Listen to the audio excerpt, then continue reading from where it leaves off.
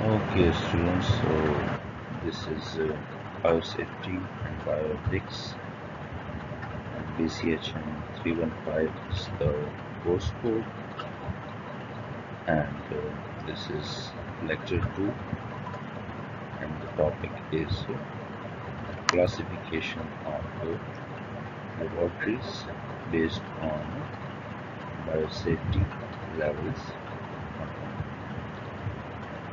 So I am Dr.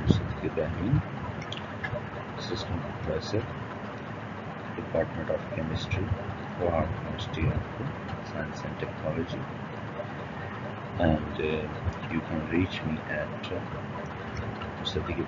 at first.edu.pk, and you can access these lectures by using the First Media Service, which is www.ms.cohort.edu.pk.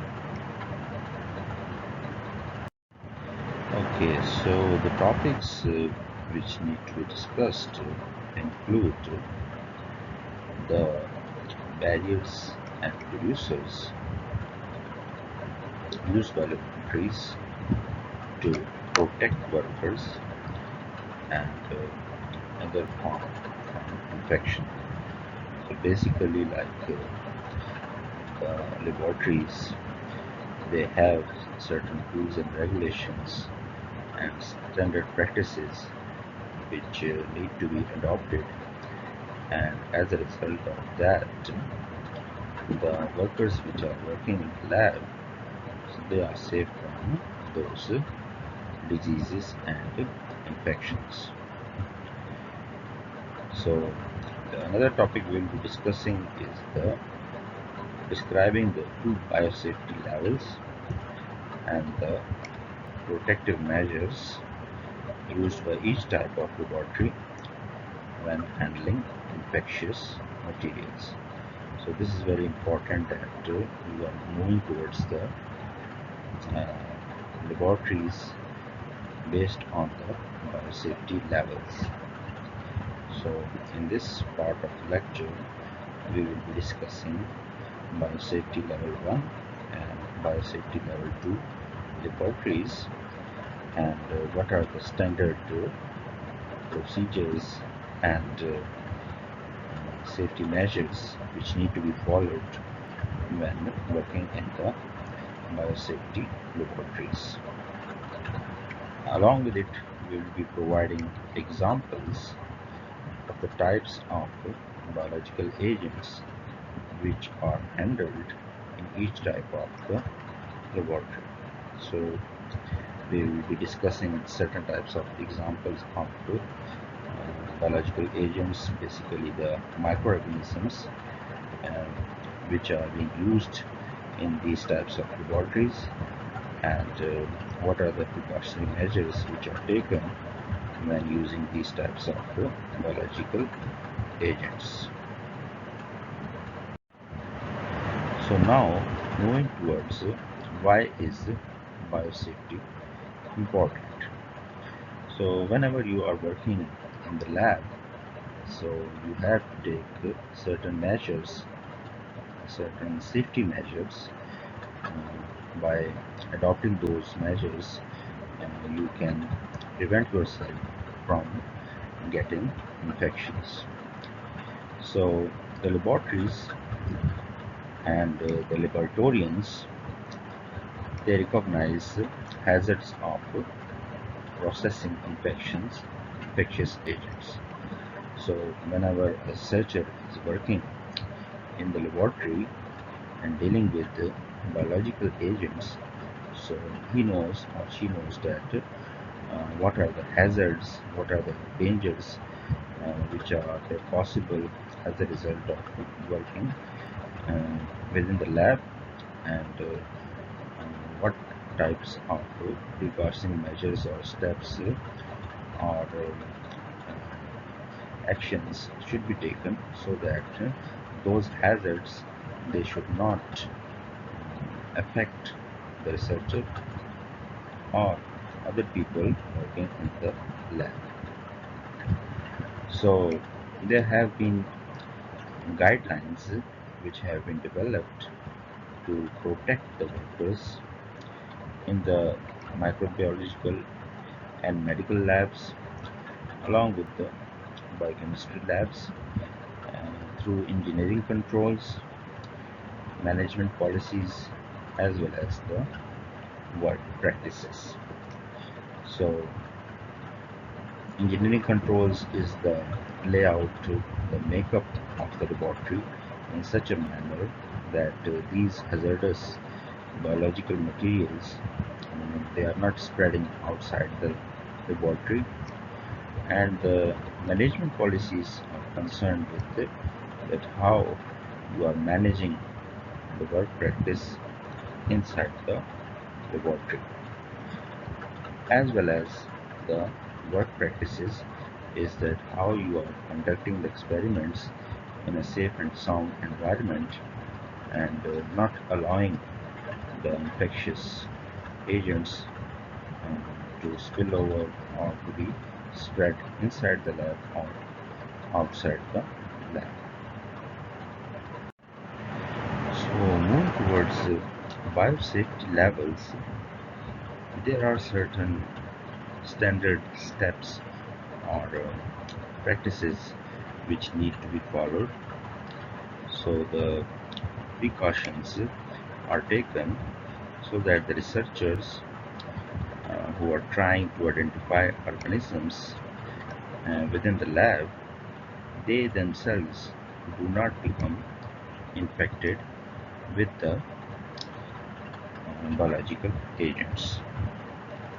So when the researcher is handling or testing clinical specimens, there is a possibility that the workers or the laboratorians they can accidentally infect themselves or the co-workers who are working in the same laboratory.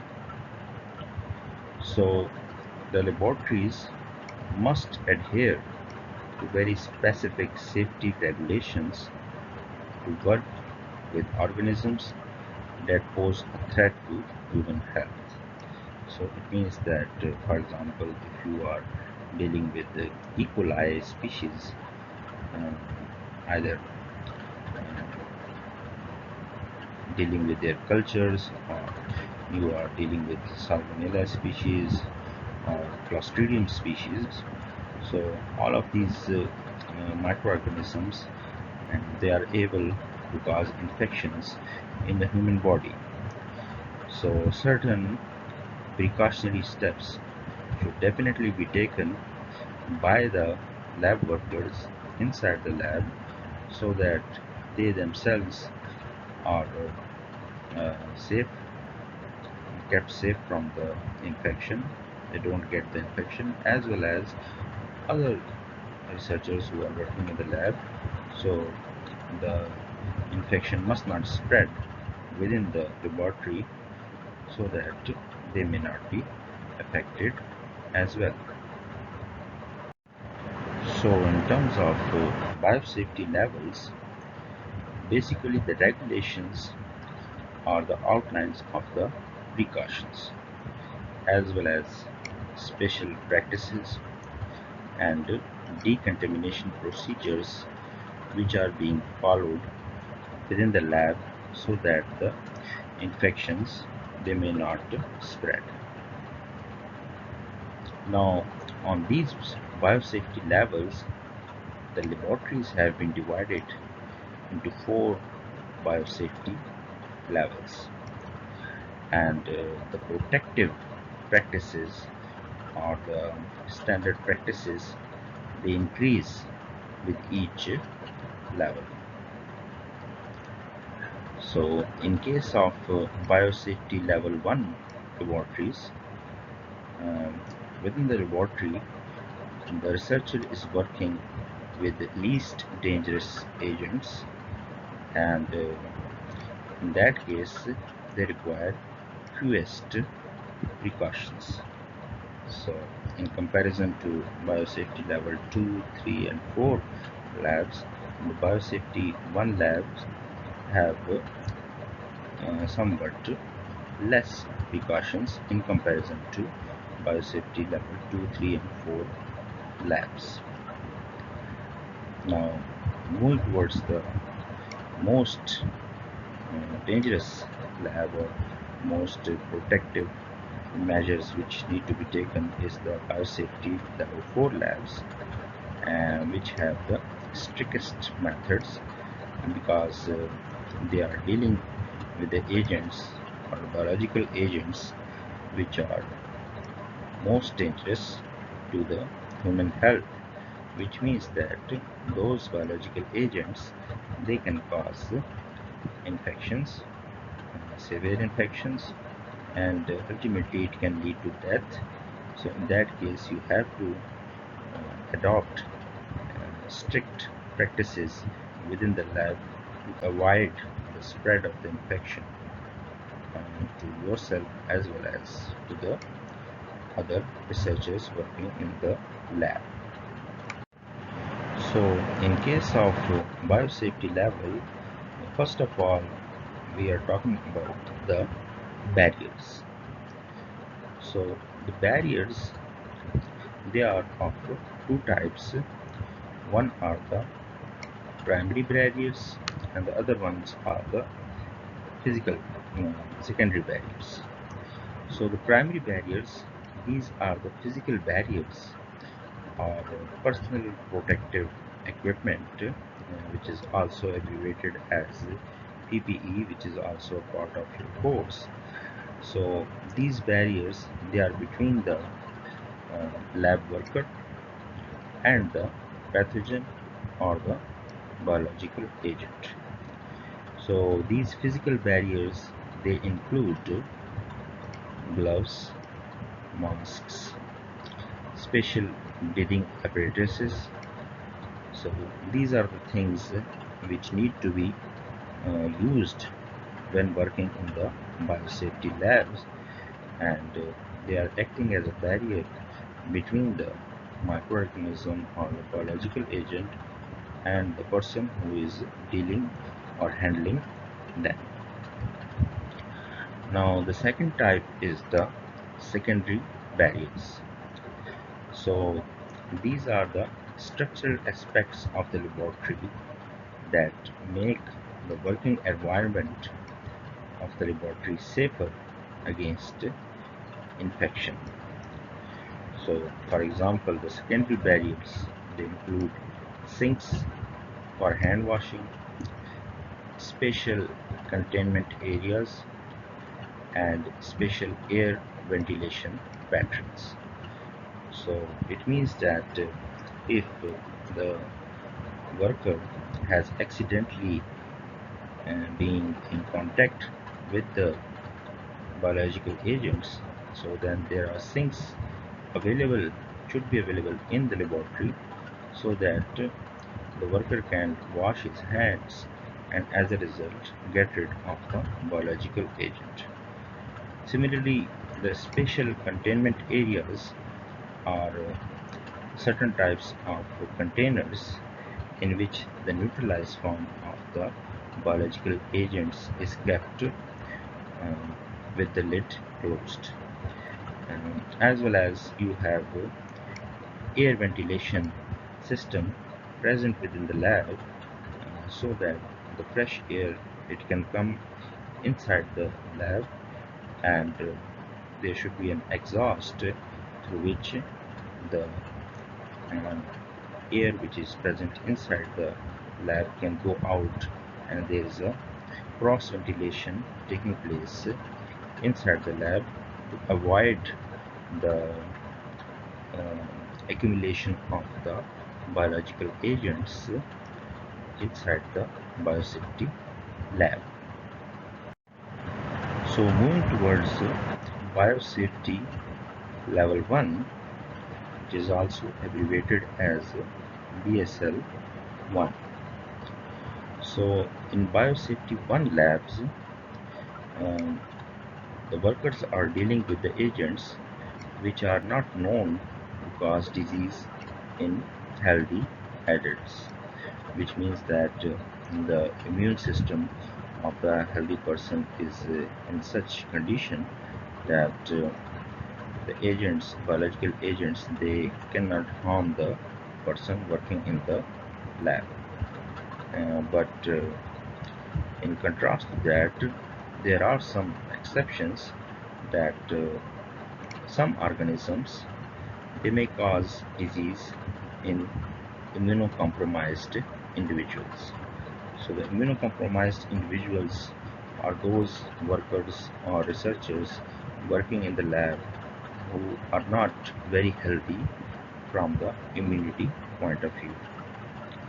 So some of the agents, biological agents, which can cause infection in these immunocompromised individuals, they include Bacillus subtilis, Naegleria ruberae, infectious canine hepatitis virus, non-pathogenic E. coli species. And the image here shows the E. coli image, which is taken through the transmission electron micrograph. So in case of biosafety level 1, BSL1 labs, there are certain standard practices which are required to either isolate or delineate or disallow the spread of the infection. So some of the practices, they include frequent hand washing. So by means of frequent hand washing, you can get rid of the biological agents.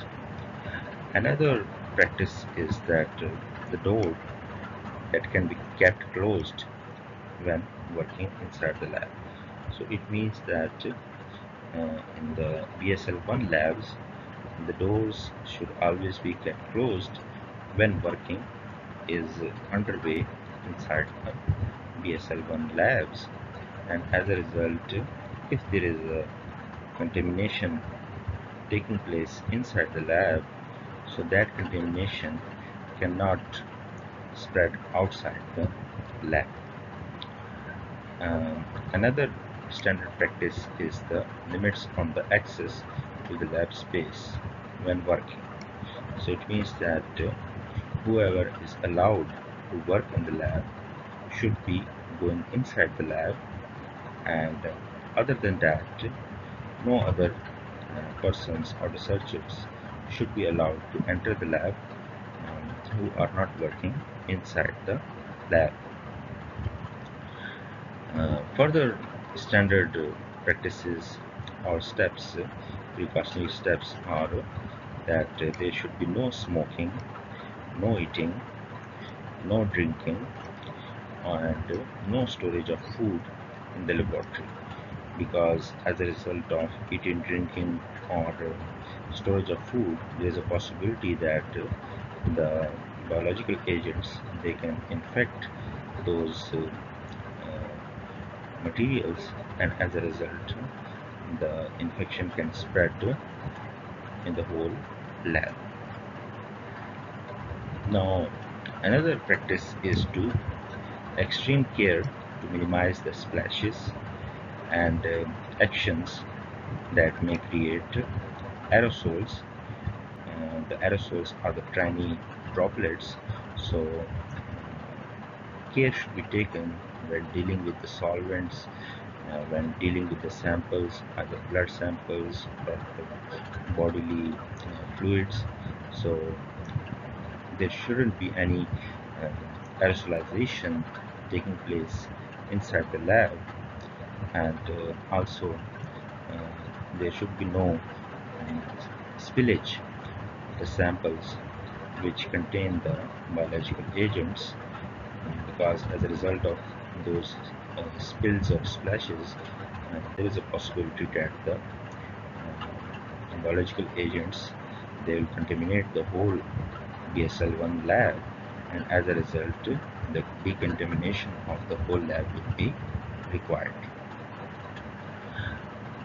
Along with it, there should be a routine practice of the researchers for the decontamination of the work surfaces after every use or after any spills. So that is also very important, which will keep the BSL-1 lab uh, clear of any biological agents. Now, talking about BSL-1 labs, safety precautions and standard practices. So the decontamination of the laboratory waste is very important, that whatever laboratory wastes are produced during the process of experiments, so they need to be decontaminated or neutralized, so that there is no danger of spread of the biological materials inside the lab or outside the lab. Furthermore, there should be a use of mechanical pipettes only, and no mouth pipetting should be carried out in the BSL-1 labs. The sharp precautions, they include special containers for disposing of needles and other sharp objects. So it means that if you are dealing with certain instruments or parts which are sharp in nature, so there should be specific containers present, that after the use of those sharp instruments, they should be disposed of in those containers. The prime examples of those sharps is the needles, sticks. Also, one of the standard practice is the maintenance of insects or rodent control program. So if in the BSL-1 lab, the researcher or experimenter is working with, for example, experimental animals like mice, so in that case, they should be maintained, and there should be a control program present within the lab, that how these insects or rodents, they will be maintained inside the lab. The use of the personal protective equipment, that is very important. So for example, the lab coats, latex gloves, eye protection by using goggles, face shields, so they should also be used when you are working in the BSL-1 lab, to avoid the contamination of the biological agents with the lab workers, and also avoiding the spread of the biological agents outside the lab. One of the important thing which is mandatory for the BSL-1 labs is the open bench top sink for hand washing. So these open bench top sinks should always be present within the structure of the BSL-1 lab, so that frequent hand washing can be carried out by the researchers whenever they are handling or dealing with the biological agents, and after uh, completing their experiment, they can wash their hands and leave the premises of the laboratory. So the BSL-1 laboratory, or biosafety level 1 laboratory, so this is the basic layout of the structure of the BSL-1 lab, in which you can see that there are certain researchers who are working within the lab, and there is ample of space present, so that the researchers, they can move freely inside the lab when they are working or dealing with the biological agents. So some of the important features of the BSL-1 lab, they include the sink for hand washing.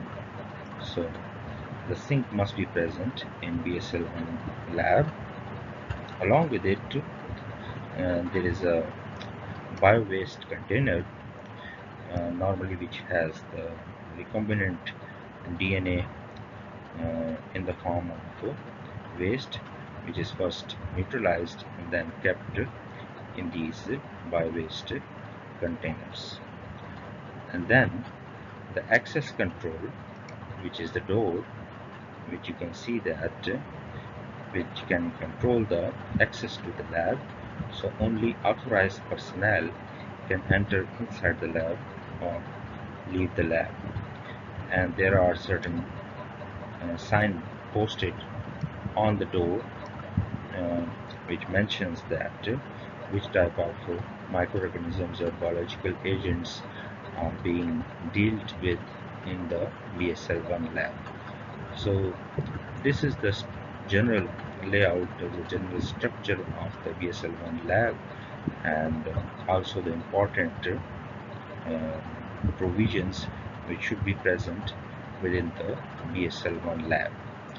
And other than that, you can see that you have the availability of refrigerators, centrifuges, biosafety, cabinet, and other glasswares also present within the BSL-1 lab. Now moving towards biosafety level 2, or which is also abbreviated as BSL-2. So in case of biosafety level 2, the researchers or experimenters, they are working with the agents which are associated with the human disease. So the samples or biological agents, they are generally required for any human derived blood, bodily fluids, tissues in which infectious agents may be unknown. So it means that in BSL-2 labs, the researchers are working basically on the testing of blood samples or testing of bodily fluids to confirm the presence or absence of disease-causing biological agents. And these agents, they include measles virus, salmonella species, pathogenic toxoplasma, Clostridium botulinum, and hepatitis B virus. So whenever the sample is being brought inside the BSL-2 lab, it is not known, for example, if it is a blood sample, so it's not known whether that blood sample contains these species or not. So after the experiment, after performing the procedure, it becomes known that the biological agents or the disease causing organism is present in the sample or not. And this image is the transmission electron micrograph of hepatitis B virus. So by looking at the types of experiment which are carried out in biosafety level 2, you can assess that here we are dealing with certain biological agents which are directly related with causing human diseases. So moving towards biosafety level 2 BSL-2 labs, there are certain dangers and certain hazards which are possible when working in the BSL-2 lab, and the first one are the primary hazards. And in case of primary hazards, the accidental needle sticks are very important hazards which can occur inside the BSL-2 lab, as the researcher or the experimenter is working with the blood samples or bodily fluids. So there is a need of needle sticks within the lab, and there is a possibility that those needle sticks they can accidentally cause damage to the researcher. Another hazard or danger is the exposure to the eyes and nose. So the biological agents they can get exposed to the eyes and nose basically through the mucous membranes. Along with it, there is a hazard that the ingestion of infectious materials can also take place in the BSL-2 labs. So these are the primary hazards which can occur within the BSL-2 lab when dealing with the biological disease causing agents, and then in response to those hazards uh, there should be there are certain strict practices and steps which need to be taken to avoid the happening of any accident. So these agents, the biological agents, they do not cause lethal infections, and they are not transmissible through the airborne route. So they do not cause infection if the tiny droplets become airborne and are inhaled, which might occur if the material were spattered. So there is a possibility that if the samples with which the researcher is dealing, so they are spattered and they are aerosolized, so then in that case they cannot spread through the air. Um, Agents which are pathogens for which the immunization or antibiotic treatment is available. So whenever a researcher is dealing with certain biological agents which can cause disease, so then there should be a provision of immunization or antibiotic treatment within the BSL-2 lab. Along with it, extreme care should be taken with the contaminated needles and sharp lab instruments. So it means that whenever a patient sample is in a injection along with a needle, so there is a possibility that that patient may be suffering from hepatitis B virus.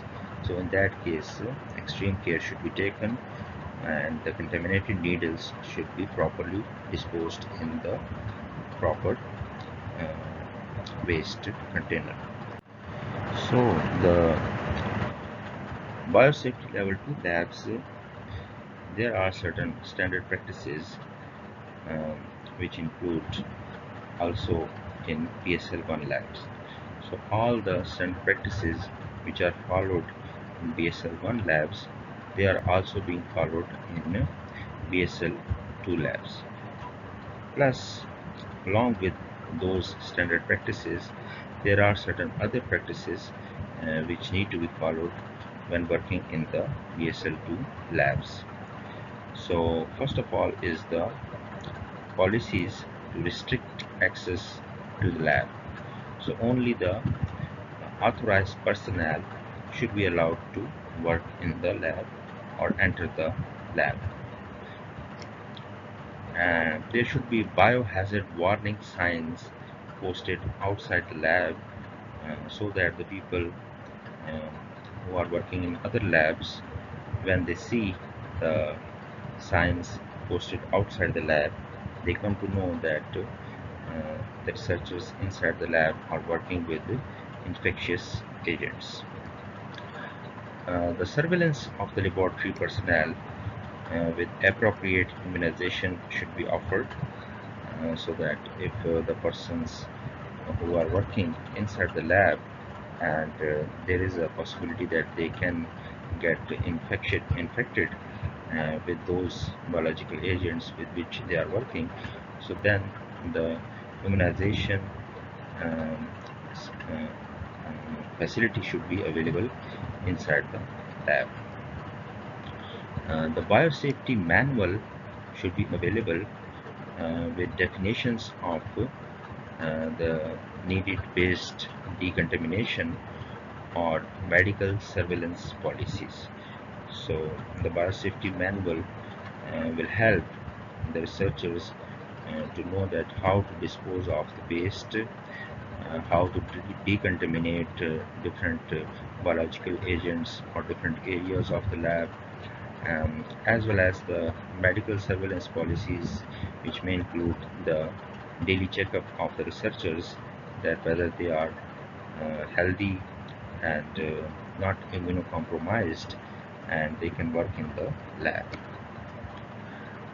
The supervisory staff who have experience working with infectious agents, and they also have specific training uh, to be delivered to the laboratory personnel in handling these agents. So those people who already have the experience, they can give training to the new incumbents who are going to work in the lab.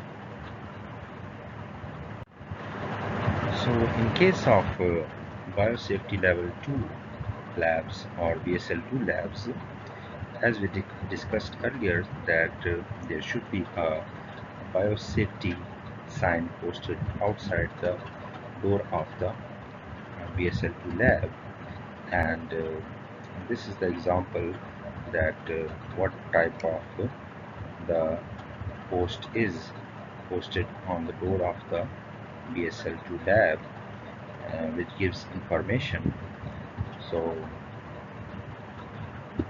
that the researchers, they are working with infectious agents. Um, the First of all, it gives information about the lab's biosafety level 1 or 2 or 3. So what is the designation of the lab, whether it is BSL1 lab, BSL2 lab, BSL3 or BSL4 lab.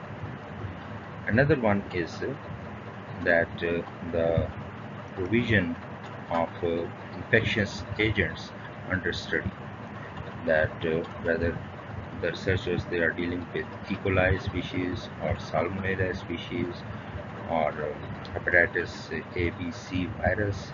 So that information is also written on the post, and also is the contact information for responsible person as well as two emergency contacts. So that is also written onto the post, which is posted outside the door of the BSL2 lab, and by means of availability of the emergency contacts and the contact information of the responsible person who is in charge of the lab.